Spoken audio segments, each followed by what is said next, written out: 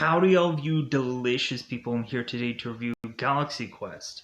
So, not only is this movie a parody of Star Trek, but then on top of that, it's also a meta film. So, it's a parody and it's a meta film. So weird of a bizarrish, like there's two smashed up things into one, and I think that that's kind of funny. So, we have it to where there's a bunch of actors that are to have done a Star Trek parody show 20 years ago called Galaxy Quest, and it seemed to resonate with people or even people from outer space. And so it seems that all of a sudden these actors are consistently going to these cons, trying to go on and sign these autographs. And we have certain characters like Dr. Lazarus, who is to like just be like so tired of doing this to the point of utter breakdown where he's like, I swear to God, if somebody asks me go on and quote that stupid line one more time, like I'm gonna lose it. I'm just gonna lose it.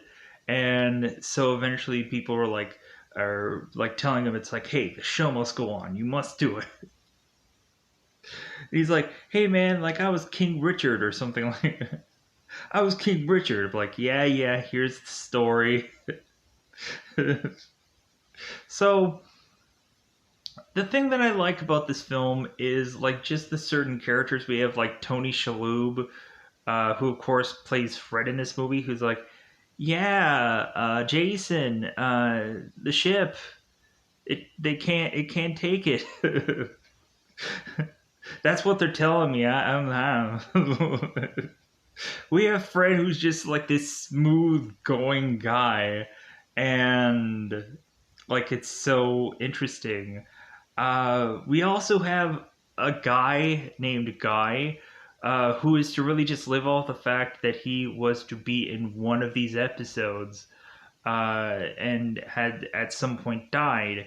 And so when all of a sudden he is to hear that there's a possible opportunity for him to be a part of whatever this newest latest thing is, he's like, oh yeah, I'm definitely gonna be a game for this. And then he ends up realizing that all of this is really true, and then he's like, well, now I'm terrified because like this is the one guy who you probably don't uh, think at the best that he will live throughout this whole entire movie, because of course if on the show he was to get quickly killed, you're expecting that same outcome to eventually happen within this film. But so we have a number of these interesting characters, and we go on and we have them being pushed into this more realistic scenario where we of course have it to where Malthasar is to say that like, oh, like you guys been in like worst situations and you pulled through. And it's like, well, yeah, like all of those were planned, like the people knew everything of what to do. And eventually at some points we go on and we have them like re-referencing certain parts of the show, like certain episodes, like, oh, well, you're acting like you acted in episode 17. Pa boom. So yeah, so they're referencing the show. They're trying to go on and reuse certain tactics to then go on and try and make it through this more realistic circumstance. So, with that said, grading wise, I would have to easily just like, even though this movie might be old on me, I've seen it quite a few times, I still find this movie at the very least fun. So yeah, like I feel like this is a great movie. It has good comedy in it. The scenarios still work.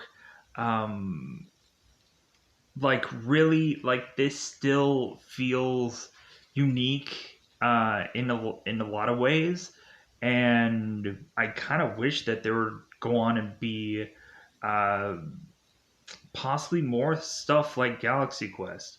Like I know we have like the Bubble and the Nicolas Cage being Nicolas Cage. There's meta films out there, but this one was just kind of an interesting take. So with that said, it's on Amazon, so check it out there.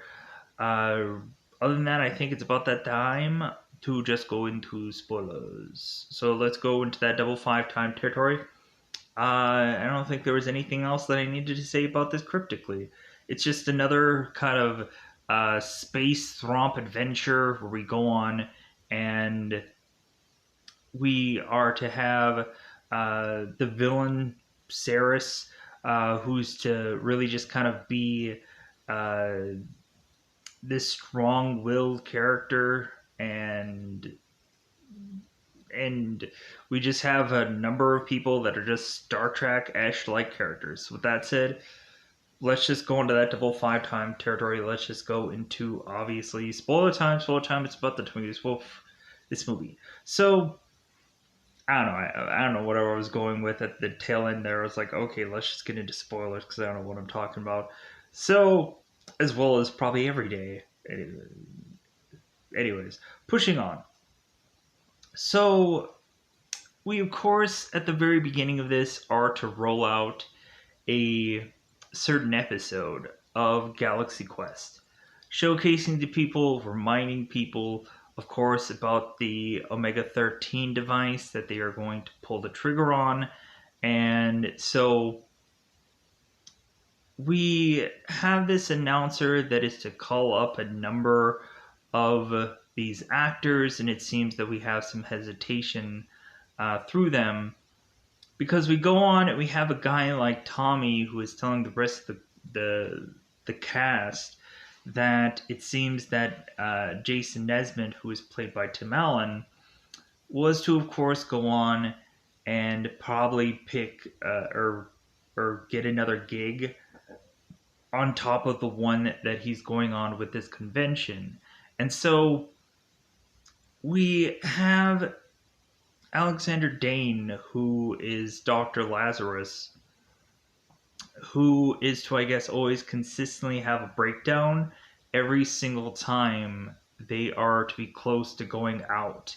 So Jason is to finally pop in and is to mention that he had some he had some other gig that he had to go on and do, and certain people are ticked off at him, and so but we could just kind of gear up to have it where all these guys are to be forced to go on stage, as well as Jason Nesmith is to tell Dr. Lazarus that the show is to go on. So everybody is to go on and get out there, and we of course have it where Dr. Lazarus Alexander Dane is to mention that he was to go and be like King Richard or King Lear or something like that, and the guys have all heard this at some time before. So we have it where Alexander is like, I swear to God, I'm not going to say that line one more goddamn time. And as soon as he goes out there, that's the one scene that, of course, that they have him with is like, my grandpa's hammer, you shall be avenged. And he's like, so we of course have Jason that is to be walking onto stage, and he is to have this microphone, and he's like, gear up for it, everybody, never give up, never surrender. And so then he starts talking, and then his mic's cut out because eventually the announcer is just kind of saying like, hey guys, get your t-shirts, get your merch. So transition to everybody going on and signing away papers, which would be autographed. Like it's probably like an 8x10s. So we have everybody going on and signing away. And so while we have this, we all of a sudden, or to have Gwen, who is looking at Jason, and she's like, you know what, like, he's always just so nice to his fans, and like, there's just something about him. And so all of a sudden, Jason is to catch Gwen looking at him. And so Jason's like, you still got a soft spot for me, huh, Gwen? So Jason is to start walking over to Gwen, and so and Jason is just kind of standing behind Gwen, and Gwen is to be getting a questionnaire by some lady, mentioning that if it were ever possible at a certain episode, that maybe there was something there between Gwen and between Jason during that time. And Gwen, of course, is to snuff out that rumor, but Jason is like, well, that's what she says. And so Jason and Gwen, like, it's tempting for him to go on and want to just, uh, just see if there is sparks of flying, and Gwen is to walk off. And so Jason again is to try to put the moves on Gwen, but it seems that Gwen, of course, is disinterested and she walks off. And Jason is all of a sudden to be behind a number of women that all look like Gwen. So Jason is to go back to eventually his autographs, and it seems that there is a guy named Justin Long, who is played by Brandon. Coincidentally, Justin Long is to eventually have his own like podcast or something, where I think it's like Life is Short or something like that with Justin Long. Uh, I don't know if anybody could check it out. Then might as well. I don't know if he has a YouTube thing, but like I know he has a podcast. I know Inside of You with Michael Rosenbaum, uh, Michael Rosenbaum is to go on and mention Justin Long's like podcast and whatever. Here's the interesting thing also. Michael Rosenbaum had mentioned the guy who played Lex Luthor on Smallville and Impastor. Uh, Michael Rosenbaum had mentioned that he had uh, tried to do an audition for this movie, and he tried to be like one of the aliens, and for one reason or another, it just didn't work. Like he was kind of doing something that they just didn't want for whatever reason. But so we go on, and so Brandon with Kyle and Caitlin, they seem to be these kind of uber nerds about the shows to where they know the show inside and out. Uh, and so we have Brandon who is to ask, of course, Jason about a certain specific episode, and that something doesn't quite add up. And Jason is, of course, blowing this kid off, and then is going to eventually just talk to Gwen. When eventually Jason is to come back after a bathroom break, he is to hear a bunch of guys who are to like degrade Jason, and like so we have guys that aren't fans at all of this show working at this show, or possibly just randomly like getting into this show for whatever reason, or like we just have certain people that just aren't fans of whatever they go to a convention for. Weirdly, there's sometimes where people will go out of their way to go to a convention that they're not a fan of just so they can make fun of other people, because I don't know, it's just a thing, I guess, at some point.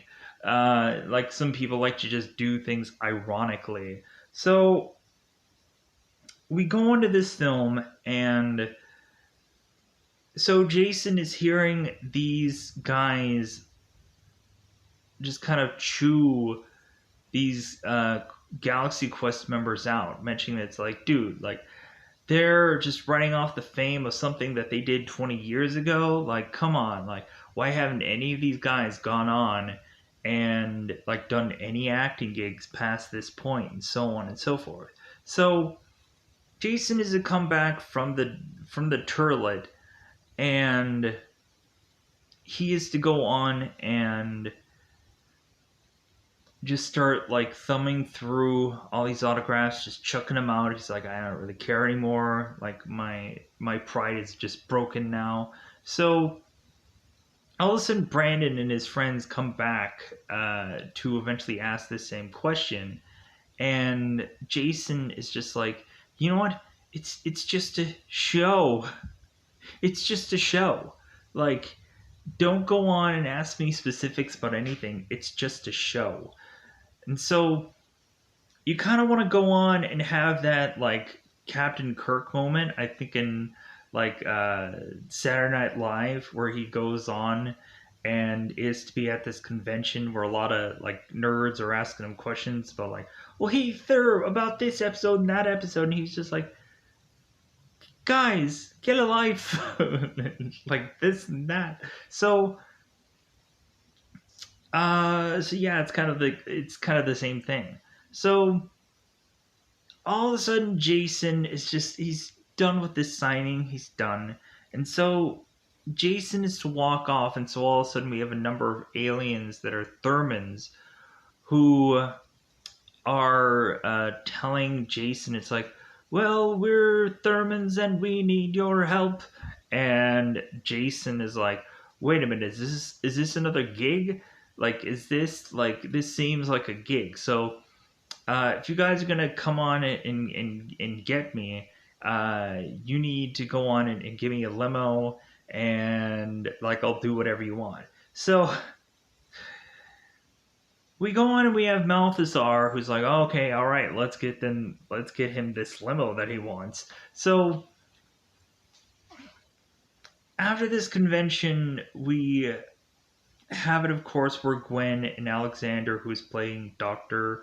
Lazarus, is calling one another. And so they're like, you know what? Like, there must be just something wrong with Jason. Like, I've never seen him so rattled before. It's like, well, hey, like, so what?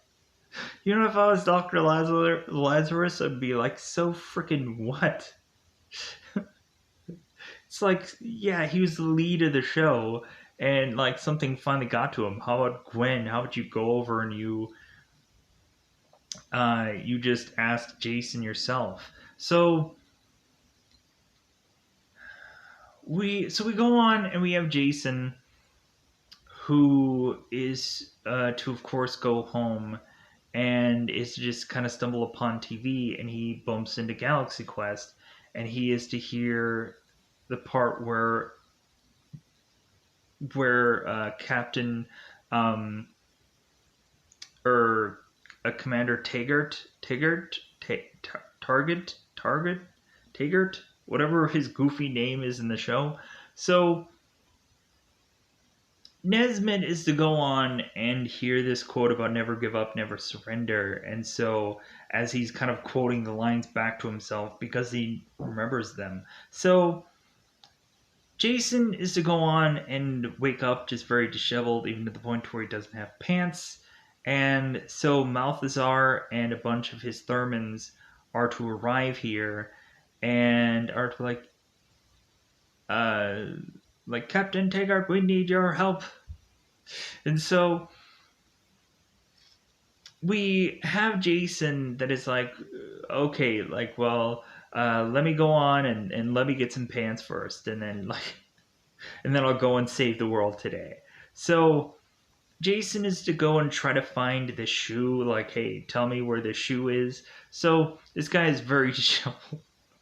So Jason is just to get to his clothes together, and then is to make his way with the Thurmans to eventually have them talk about what this pitch is.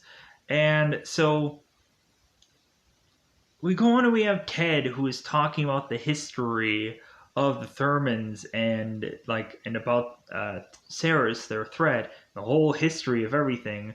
And so Jason is going on and he has a pair of sunglasses on and he's like, you know what, guys? Like, I have this little thing called a hangover. And so, you know what? Like, I'm going to go on and just kind of shut my eyes a little bit, but I'm going to listen to everything that you're going to say. So, all of a sudden, Jason in this limo is to go on and have this guy rattling off all this information. And then the limo ends up getting sucked into the ship. And so Jason is to go on and wake up within the ship and is to be like sucking down a thing of Coca-Cola. So we have Larry,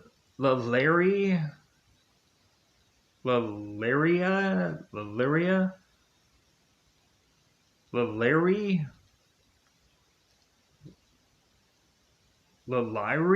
Laliri, sure. Lyerly, Lyerly. I don't know. I don't know how to pronounce it. So we have this one girl who is to have, of course, Jason accompany her to the what is basically like in Star Trek terms, it's the bridge. Like it's the place of which that you would go on and you have the captain's chair and you would have a number of other people just kind of thumbing around trying to figure out like what button to press uh, to go left, right, and sideways and whichever. So we have it to where Jason is to make it to the bridge, which is like the head part of the ship, which controls everything about the ship. So we have Jason who makes it to this spot and is to sit down, and so uh, Mathazar is to tell Jason that they have Saris on the line. So he's like, oh, okay, like just bring him in. Just bring him in through the communication device, which is, I guess, on screen. So, again, I'm going to be throwing a lot of Star Trek jargon. If you don't know what Star Trek stuff is, then this stuff might be lost on you. So, they have a viewing screen, and so that pops up, and so all of a sudden Saris is there, and he starts rattling off all this information and all this stuff, and uh, Saris is talking about all these things, and Jason is just like, bruh, like I don't really care. Oh, you done? Is it because they like he thinks that it's some like pre-recording when it's actually not. So Jason is going on and just telling like one of the guys to just fire torpedoes at this guy left and right, just fire both of them, fire both times. And the guy's like, "Say what now?" And he's like, "Yeah, just fire the torpedoes, just fire the phasers, like it'll be good." And so then Jason just walks off thinking that this guy is like defeated, and so he's like, "Hey, like let me know if you guys or want to go on and do any more gigs. This seems fun." So all of a sudden, Mathazar is thanking Jason because he's like, "Oh my god, like you did something brilliant here, and like you saved us." So Jason is to all of a sudden be like teleported back to Earth. Well, it's not really teleported. He's basically gooped back to Earth because Jason is to be like kind of put into this goop, and then he is to be shot out back to Earth. And so when he is to fall back onto his home, he is to be like shaken. He's like, "Oh my god, this is horrible." And so, but we start to have Jason who's like, "Man, like this, like that whole thing that they had me do for how like barely awake he was." Jason was like, "Wow, that actually seemed like a lot of fun." And like there's something that's just like it's just there. So Jason is a scramble and try to go on and find the cast, because the cast went on their own to go and find this like dealership kind of deal or something like that, some kind of place that were kind of going on and pushing this whole cast to have to break ribbons and stuff like that of this new business. And so all of a sudden all these guys are just promoting this business. And so at the very end of it, we have Dr. Lazarus, who's like, my grandfather's hammer, what a savings. I thought that was so fun. So we all of a sudden have it to where, again, these guys are to all go on and do these signings. And so Jason is to scramble to meet with them. And Mathazar is to give Jason this communication device that is to seemingly be legit. And so Jason is going and bump into Brandon again.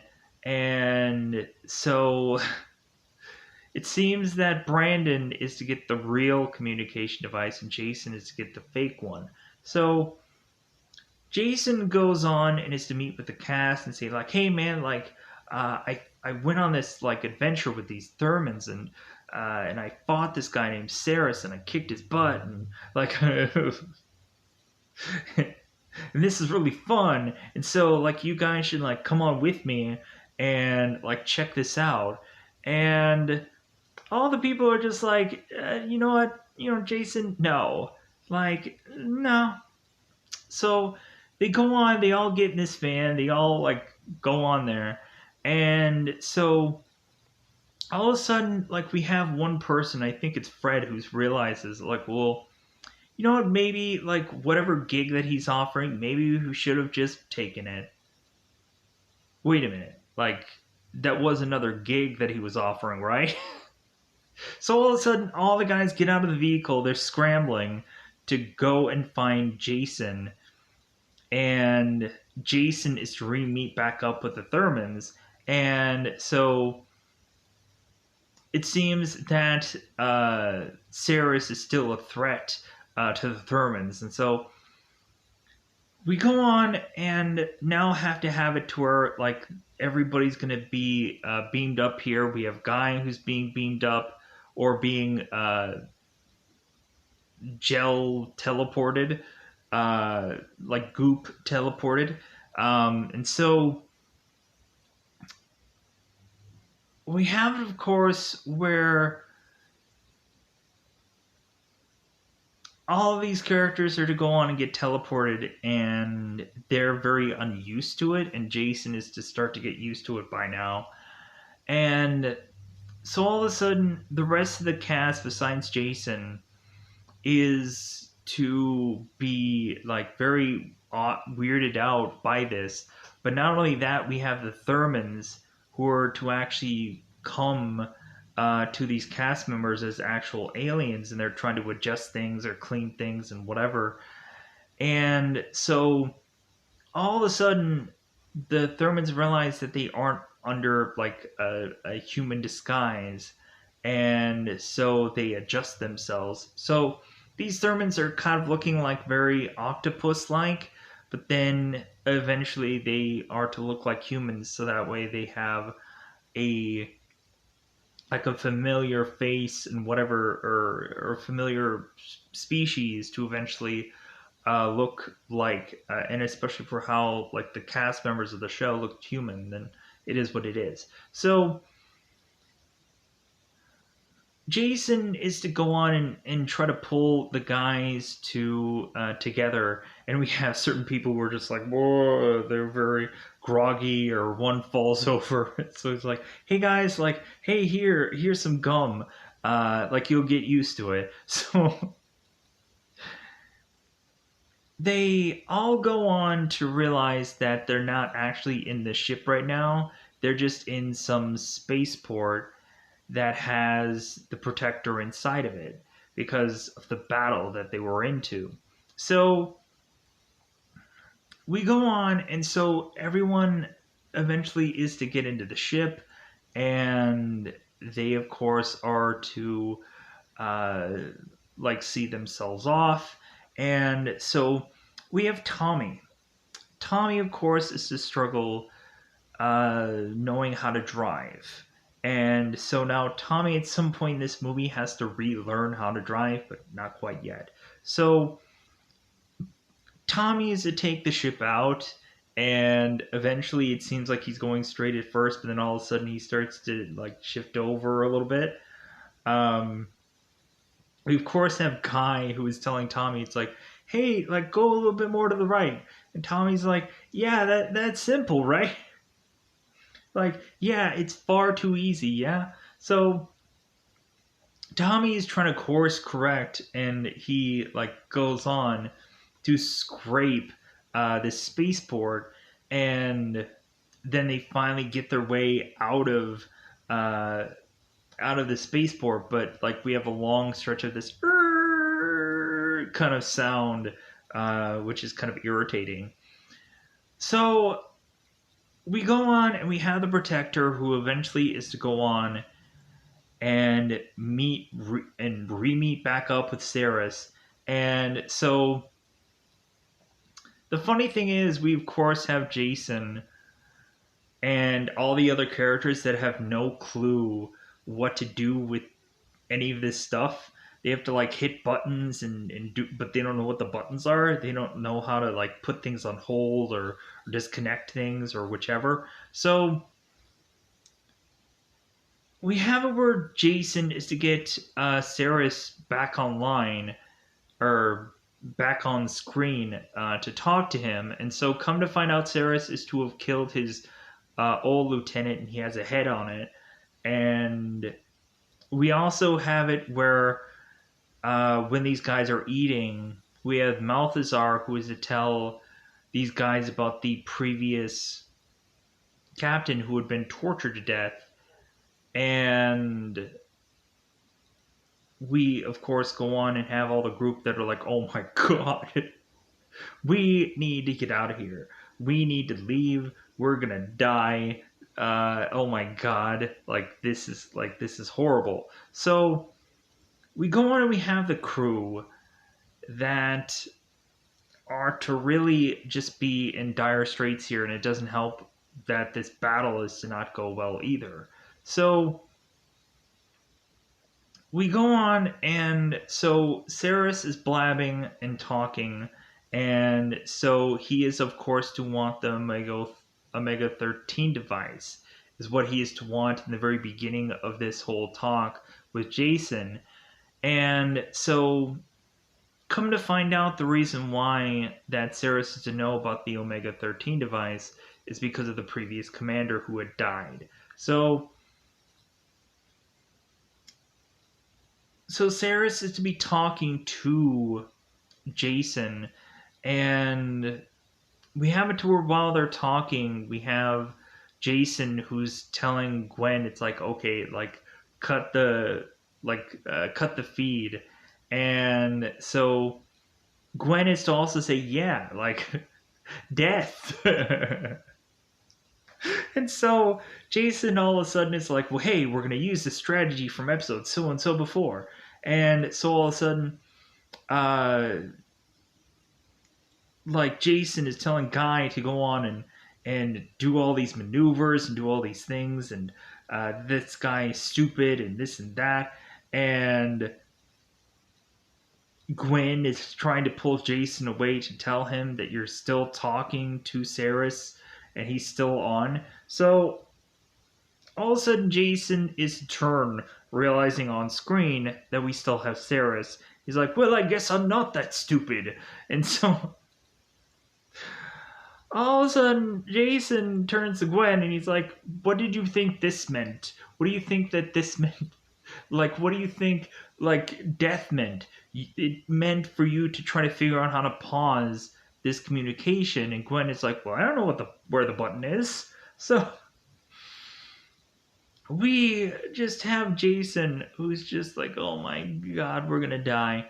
So all of a sudden we have Guy who is mentioning how there's a red thingy coming to the green thingy, and he thinks that the green thingy is them, and so yeah, they end up getting a torpedo, or they end up getting a like, I'm assuming it's a torpedo. I'm just gonna say all the Star Trek terms. It is what it is. So the guys are getting heavily fired on, and so they're just scrambling uh, to at first go into some kind of warp, or go into to move much quicker than what they were doing. So it seems that Ceres' ship is following them and matching their speed. And so now Jason is to have to go on and see. It's like, well, hey, where's, like, I see some cloud over there. Like, let's go back there and let's see, like, what's going on with that. So come to find out that this is a minefield, and it seems that Tommy, who again is ill experienced at driving, the ship, is to go on and just smack into every single one of these mines, to the point to where Ceres does not go on and follow these guys into this minefield because all their instruments won't work, and like they might as well just like hope that these guys are to just blow up themselves. So we have it to where Tommy's smacking into every single one of these mines, and Dr. Lazarus is mentioning this. Do you have to hit into every single one? He's like, I'm sorry. They're magnetic. They're attracting to us. So we go on, and all these mines are just smacking into the ship, blowing it up. So we get to the very end of this minefield, and we go on, and like the ship has completely stalled, and now we are to, of course, find out here that this ship, after going on and hearing uh the whole like dialogue of things, as well as Fred at one point, when they were going into war, Fred was like, hey, like, you have to pull back, like the ship can't take it. That's what the guys tell me, anyways. So we are to find out the report and everything that entails about how bad the ship is. And so Gwen, of course, is to repeat everything that the computer is to say. And come to find out, Tommy is to have broken his arm. And he's like, oh, don't touch it. So Tommy all of a sudden is to have to listen to Gwen repeat everything the computer says. He's like, you know what, that's getting really annoying. And Gwen is like, well, hey, I only have one job on this ship. It's a stupid job, but I'm gonna do it anyways. And so it's like, okay, sure. So come to find out that they are low on a beryllium sphere, and come to find out there is no replacement beryllium spear upon the ship, to where they have to go to a nearby planet called Epsilon Gornair. Sure. So we have this ship going on, or we have this crew who is to have to go on an away mission, or with an away team, to then need to be into this shuttle, or this little smaller ship, to then take them to this planet. So we go on, and the whole entire time we have Guy, who is now losing his mind because he's like, oh my god, I'm gonna die on this away mission. And like, everybody's like, no, like, you're gonna be fine. And so Guy goes on and asks everybody, it's like, well, hey, like, what was my character's last name? And they're like, I don't know. He's like, you're right, like, I didn't have a last name. Like, my character just died on episode 81. And so, like, yeah, I didn't have a name. So we have Guy who's just immediately just pondering all the ways he's gonna get killed off. So it's hilarious. So we go on and we make it onto this planet, and as soon as Fred is to open these doors, we have the one time where I think Guy makes the most brilliant just assessment, where I don't know how many times you would go on and open a door and you wouldn't know if there was breathable air on that planet. And so Guy is like, well, wait a minute, like you're just gonna open the door? Like, what if there isn't breathable air? So Fred is to go on like, I think we're fine. So they just walk off, and he's like, okay, all right. So they go on to the planet, and we are to eventually see these little blue little characters that are actually to be called blue demons, it seems, from Wiki and all these other things. So these little blue demons, and we have Gwen who's like, oh, they're so cute, and like, oh man, like we should just say hi to them. And they're like, no. Like Guy is really just saying no. Like they're gonna look really cute right now, but then all of a sudden they're gonna just turn ugly somehow, and they're gonna want to eat us. And so we have it to where Gwen and all the guys are going on and seeing that there is to be one hurt blue devil that is walking with a limp. And so this blue devil is to get this water. And so all of a sudden, all the other blue devils are looking at this injured blue devil, and they're like, oh no, like it sucks that this blue devil's hurt. Yeah, and starts like attacking him and killing him and just ripping him and tearing him apart for pieces. And so Gwen is like, oh my god, Guy was right. We need to get out of here. So Jason is to just go on and say, like, you know what? Like, no. What we need to do is we need to go on and figure out a way to get one of these spheres. And, like, we'll have one team that's off on their own who are just kind of watching off in the distance to see, like, what's going on. And so eventually one person is to stick their head out and see that all the blue demons are now gone. And so, like, okay, here's our opportunity to just steal one of these beryllium spheres, get the heck out of here. So they go on and they start rolling this beryllium sphere, and all of a sudden they start seeing some blue devils pop up, or blue demons. I've watched far too much either Swamp Thing or I've just been ingrained with just saying Blue Devil, just because I've seen the DC comic book of Blue Devil. Anyways, so Blue Demons, my bad. So we have them rolling this beryllium sphere onto this little ship, and so it seems we have it where Lazarus is telling Jason, it's like, well, hey, like, you always have to be the hero, don't you? Not this time, Jason, not this time. And so it seems like this sphere can like barely fit in the ship and whatever. So we go on and we have Jason who's to kind of like roll on top of the sphere and say that he's technically in, but then all of a sudden he starts falling out of the ship as he had also punched out Lazarus. So Jason is to completely fall out of the ship, and so these guys go out back onto the ship without them. And so what ends up happening is that Jason is now be like kind of hoisted up by all these blue demons. And so when they drop him down, they're saying like, hey, like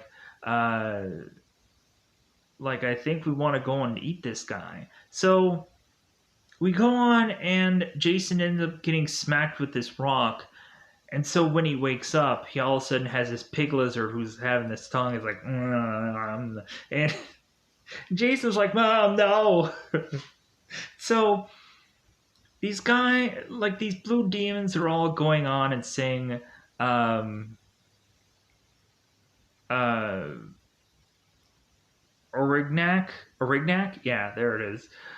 So Orignac is to be repeated consistently, and so we have it all of a sudden where Jason is to have this walkie, or this little device that he can communicate with his people with, and so it's a communicator. I'll say that. So we have Jason who all of a sudden is talking to his crew, and they're thinking about going on and trying to teleport him onto the ship, because I guess they couldn't goop him up to the ship. They now have to figure out a way to just teleport him on the ship, with Fred, of course, knowing how, because he specializes in it. So we have it, of course, where Fred is to then supposedly go on and need to like be convinced to teleport Jason. And he's like, I don't know, I don't think I can do it. I don't so we go on, and so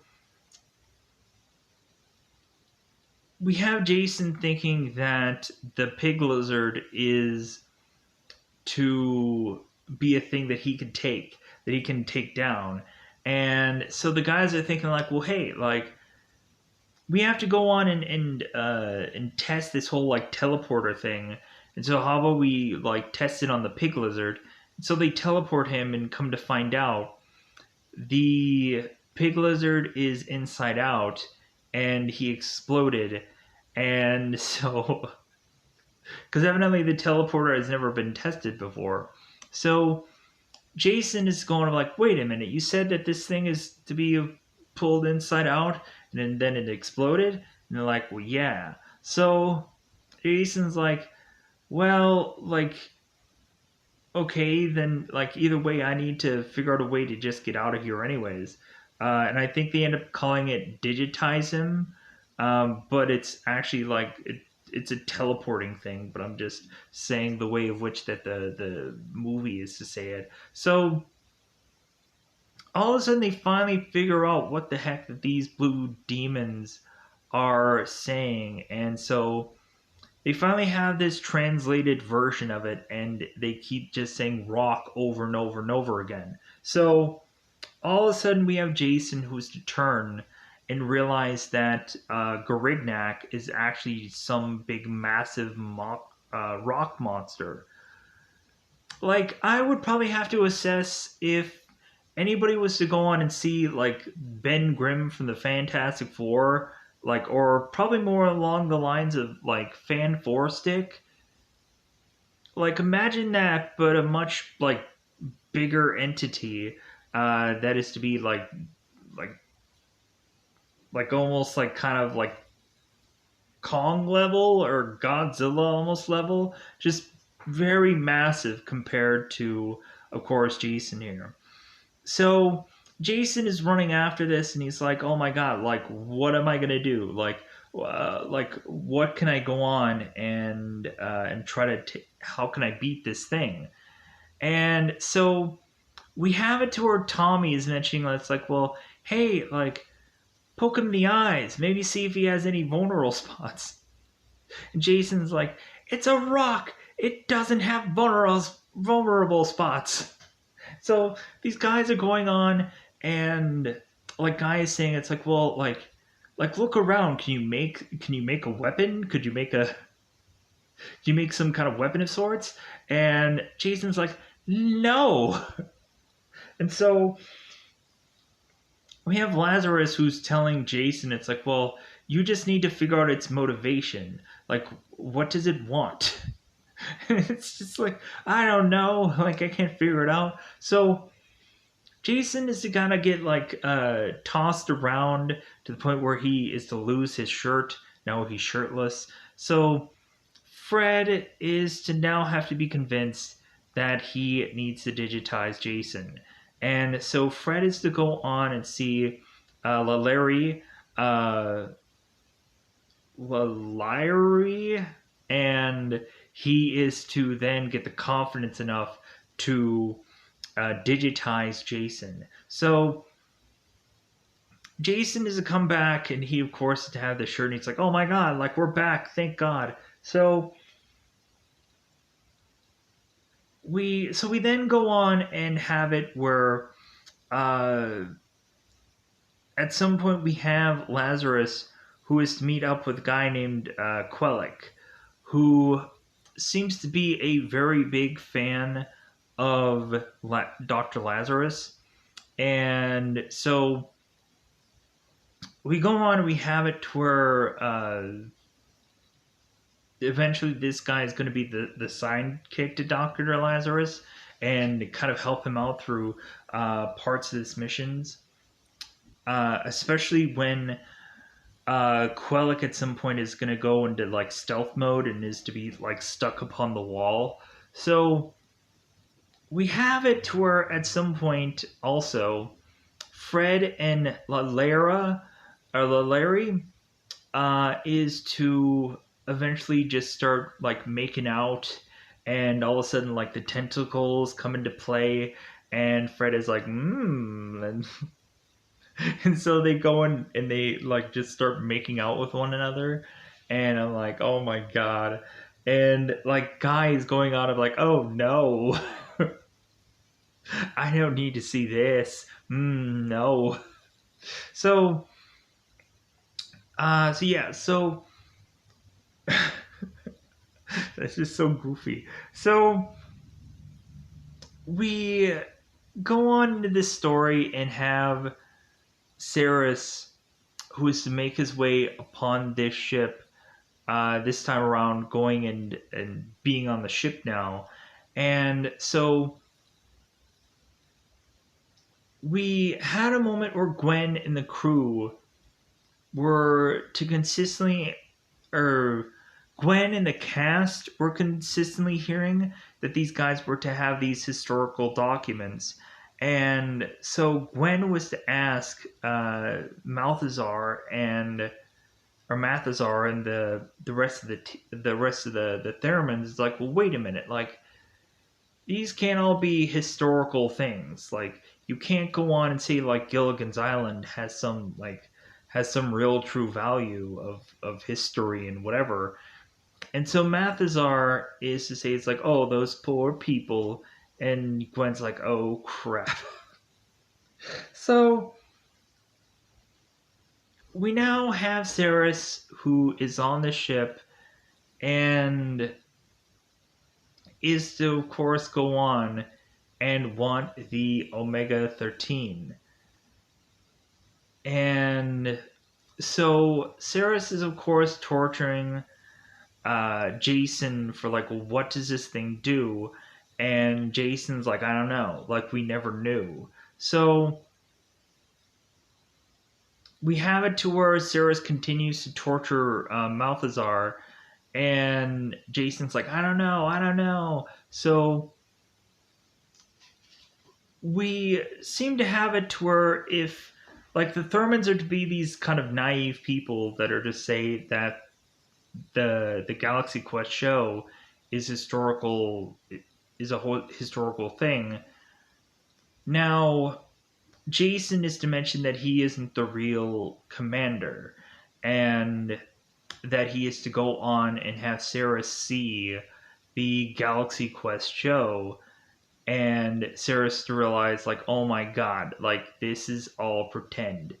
Like the Theremins have relied on these people that are all just shams, and like this has got to be like the worst thing that I've ever seen. So we then have forcibly Jason who needs to go on and explain this to Mathasar that they are actors, that this was pretend, that they lied.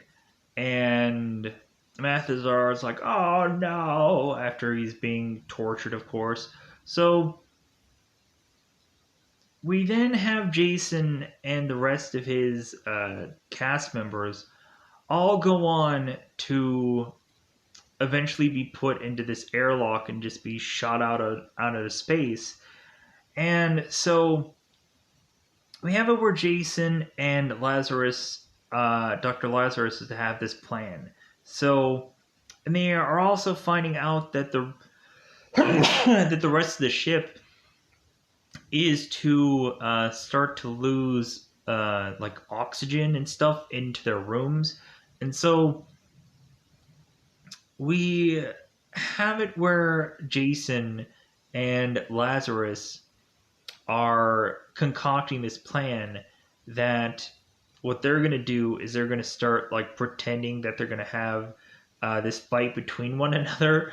And so they end up calling these guys like just kind of names of like, hey, you talentless wit and this and that, you overactor and all this stuff. So Jason and Lazarus start fighting, and so all of a sudden, like one of the times that Jason is to hit Dr. Lazarus and he dodges it, it hits one of the uh, Freda Cray, uh, uh, Fatu Cray soldiers that is with Saris here. So we have Jason, we have Lazarus just duking it out, and so one of the Fatu Cray goes on to grab one of his guns, and so Lazarus kind of jumps on top of him and starts beating him, and so we go on and we have all of these Fatu Cray soldiers who were to be pushed into this airlock, and then they got just pushed out of that whole spot. So we have it to where it's like, hey, we're gonna take back our ship. We're gonna figure this out, and so we start to have a number of people separate. They're on their own missions. So we have Lazarus, who of course is with Killa, or my bad, Quellic, my bad. So they go on together to open a way for these guys to kind of get oxygen back into the room so that's going to suffocate and die. And so the funny thing about this is when they open the door, we of course have it where like they immediately think that the commander is to be the one that saved them when it was actually really just Dr. Lazarus. And so he was thinking like, yeah, everybody like thank me, love me, and whatever. And they're like, oh, the commander saved us. And he's like, oh my god, like I never can catch a break. So all of a sudden, Quellic is to go on and be at this door, and he ends up getting shot. And so he's like, oh, okay, well, I guess I'm shot then. So Quellic is to fall over, and Lazarus is to be right there holding this man, and he's like, you know what, like I know I've only ever seen you on the historical documents, but like I always considered you to like be like a father to me. And so that's finally when Lazarus is going to say this line, and he means it. And so we have this Fatu Cray uh, who is kind of having his gun jam. And so we have it where Lazarus is telling Quellic here, he's like, well, by my grandpa's hammer and the sons of... I said it right. Yeah, that's exactly what it was. It's kind of like Evil Dead all over again. So you'll be avenged. And the Quellic is like, yeah, I can die happy now. He's gonna avenge me. So Quellic dies, and so like Dr. Lazarus is like, hey, I'm gonna get to that guy. And so he's like running towards him, and the guy's like, oh no. And so he falls over and starts beating him to death. And now the Thurmans are all going on, and they're tackling all these guys. And so now we start to have it to where Dr. Lazarus is like like headpiece is starting to get very disheveled. So we also go on and we have Fred and Guy and Larry, uh, who are to go on and do their own mission, where it seems like there's in one room there's a number of these Fatu Kray soldiers, and so Fred is to decide to digitize uh, the Garignac rock monster to destroy these guys, and then is to eventually like poke a hole through this room to eventually be shoved off into space. So, and Fred is like, you know what, I'm having some fun with that because Guy was to go on and want to go into that room and thinking like, well, okay, I think this is the time where I'm going to sacrifice myself for the team and this and that. It feels like the right play. And we go on and we have, of course, uh, Fred who's like, well, you know what, Guy? Like, maybe you're just the comic relief. Maybe, like, yeah, maybe you don't need to die here. So Fred's like, yeah, maybe you're right. So we go on and we have the other mission. So Jason and Gwen are to go on and have to eventually stop the ship destructing. Uh, like there's a core like self destruct kind of thing going on that they have to try and undo while Cyrus is back on his ship, just kind of waiting this out to see this ship blow. So we have Jason and Gwen who are to go on and have to make it to this button to shut this whole self destruct kind of thing off. So we have it to where Jason and Gwen aren't very familiar with this whole the whole episode of them having to get through all of these things. So Jason is like, well, I have like a guy that can tell me where exactly to go, and so Jason, of course, is to call Brandon, of course, who is Justin Long, who is to be the show expert, and so Jason is to be calling Brandon through this communication thing. And so Brandon's like, well, yeah, I get it, Commander Taggart. Like, I get this is fake, and I get it's a show, and I know I need to get a life, and this and that. And so, like, we consistently have Jason who's wanting to interrupt this guy, saying, like, no, the show is real. And he's like, I knew it. So we have it where Jason is to mention how he was a guy who these guys had specific questions that he couldn't answer, and so we go on and we of course have Jason who is to ask them how to get to this core destruct button, and so Brandon is to walk them through into eventually having to go through these kind of these metal smasher things that keep going up and down, and so like people are gonna have to like move and drop, move, drop, move, drop. It's kind of like eventually where uh, like if you ever went into those kind of like ship like those ship episodes and or those ship little levels in Super Mario where eventually at some points like the whole like thing on the thing would just start like dropping and then you'd be like, oh crap, like I didn't get there in time, and or you would eventually get the god, what are they called, the like the stone things that would go on and ploo, and then they would raise back up the little uh I don't know what they're called. Anyways, pushing on.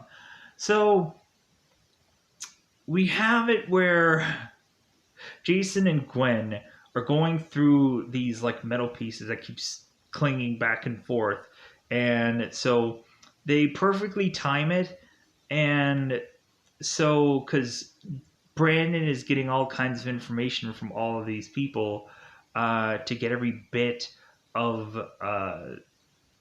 of a way to just beat all this. So Brandon is to get both Jason and Gwen at the very end of this, and they have to jump through this thing of fire, as well as them also having to go through this one little ventilation shaft which has them drop. And so Jason was kind of ticked with Brandon because he's like, "Hey, Brandon, like, could have given me a heads up." And he's like, "Well, sorry, I didn't realize." So they jump through the fire, and Gwen is like, "Whoever wrote this episode should die." Because it seems like they were at such a ridiculous risk um, to, of course, be killed here. So they go on and they make it to the button. And so what ends up happening is they end up hitting the button. And so they're like, okay, like, why isn't the timer stopping? And so come to find out, the timer doesn't stop until it gets to 1. And then we had a moment where both Gwen and Jason were having this moment where they were hugging, and they're like, "Well, like, Gwen, I've always," and then like the timer stopped, and they're like, "Oh my god, like, it always stopped at 1 in the show. I guess that's the whole thing." So they both run off, and so Gwen is like, "What were you saying, Jason?" And so they go on and they realize that they've beat this whole thing, and so now they've made their way back. They also got to see like the Omega 13 device, and so we have it to where Jason is asking Brandon, "What do you think the Omega device or Omega 13 really is?" And so the theory is that this thing is just some bomb, and that'll just destroy like everything. But then the other theory is that it's a thing where you can hit, where you can go back for a brief time, which is 13 seconds. And Gwen's like, "Well, 13 seconds really isn't enough time." And we go on and we have Jason, who is to mention that it's like, well, maybe it's just something as simple as a mistake.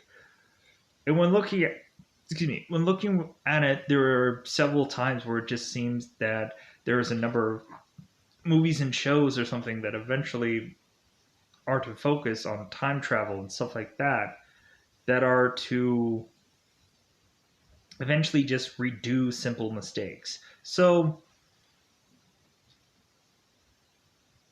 we go on and we have it to where now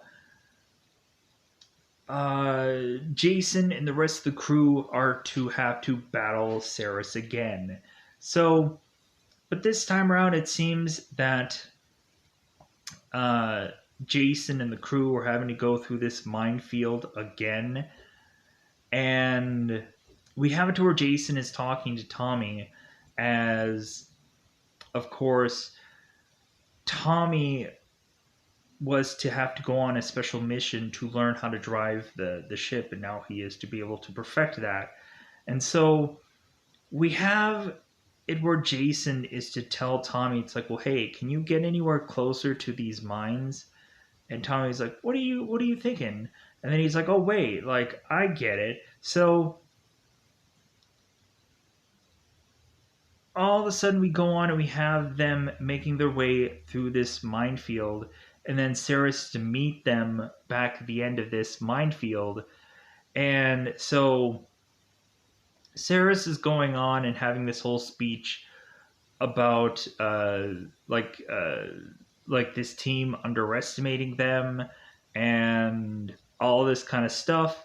And so Jason is to go on, and when Saris is to say that he's been underestimated, Jason is going to like, "Well, I think you underestimate me also, because I'm carrying mines behind me."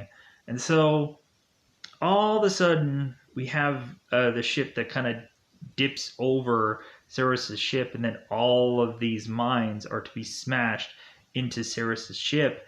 and then Cirrus goes on and is to teleport out of his ship. And so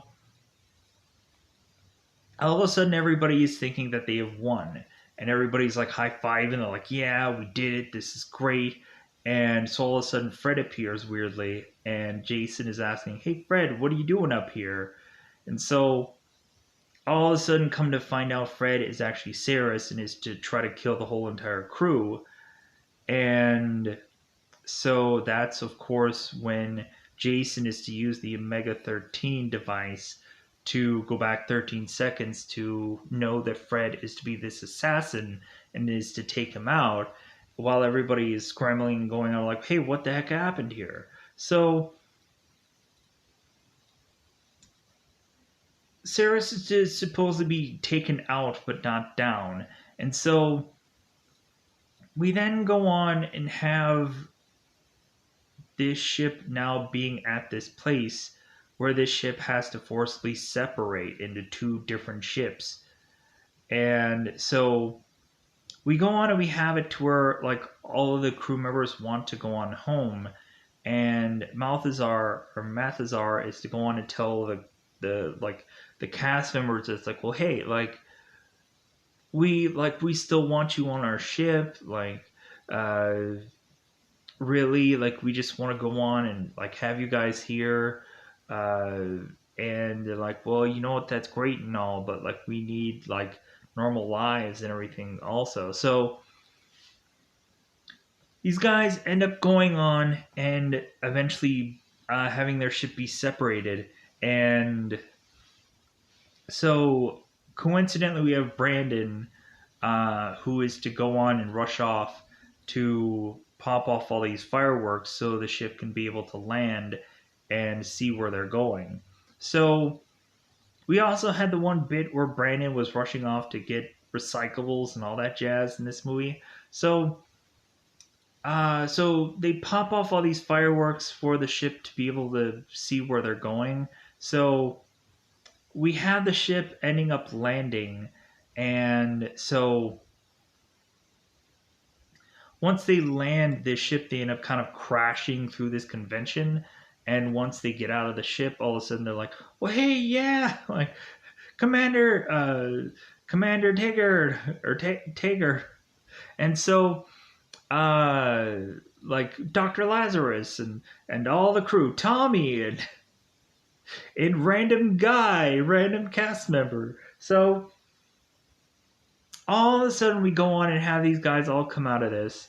And so